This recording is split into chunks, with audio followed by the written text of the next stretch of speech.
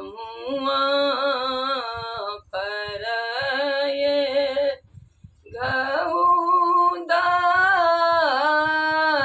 घउदासों जमुआ जटासों रे ललना रे त्वहु धनी पारे ना फूलाए कि आब बंस बूरल रे ललना रे ताहू धनी पारे ने फूलाए कि आब बंस बूरल रे कहाँ मासा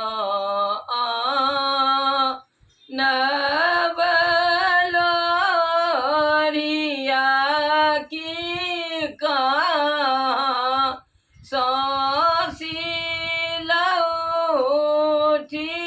सौसिलौठियाही रे ललना रे कहाँ मासा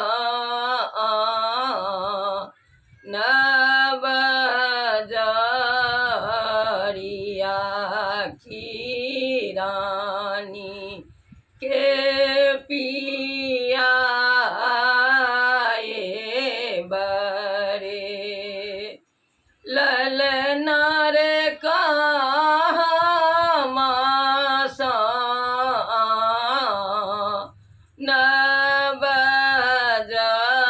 नवजरिया की रानी के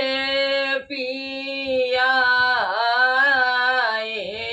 बरे खूब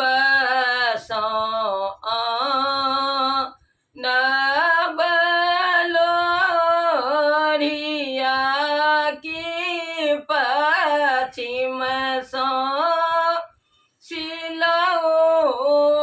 सिलौठियाही रे ललना रे वशिष्ठ मुनि जी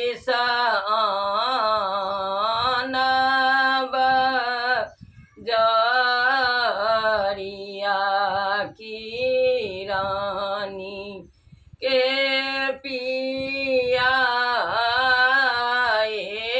बरे ललना रे वशिष्ठ मुनि जी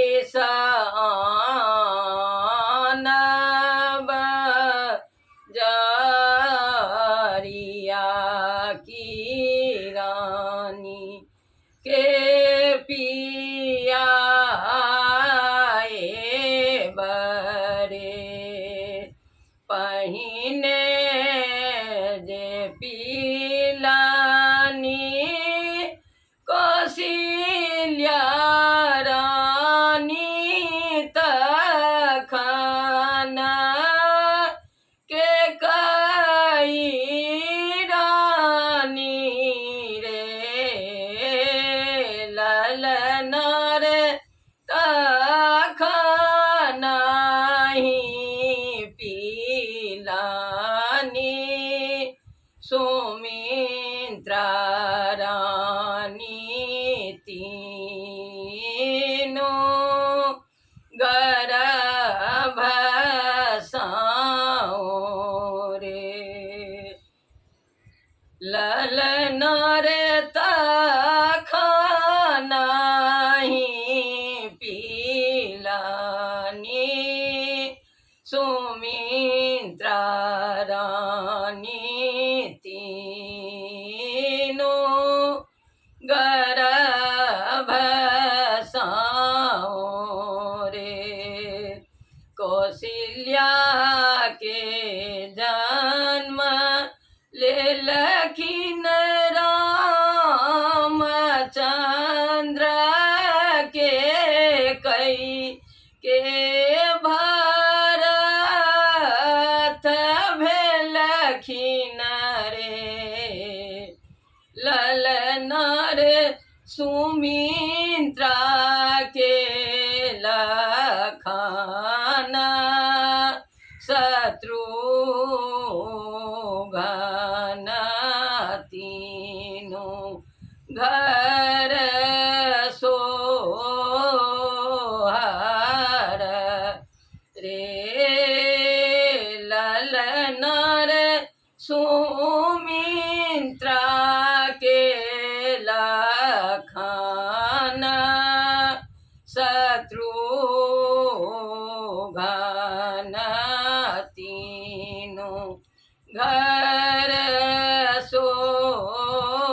सोहर रे जेई हो सो हर गावथी गावी सुनावथी रे ललन रे तीन कहूँ बा सब कोंठ परमा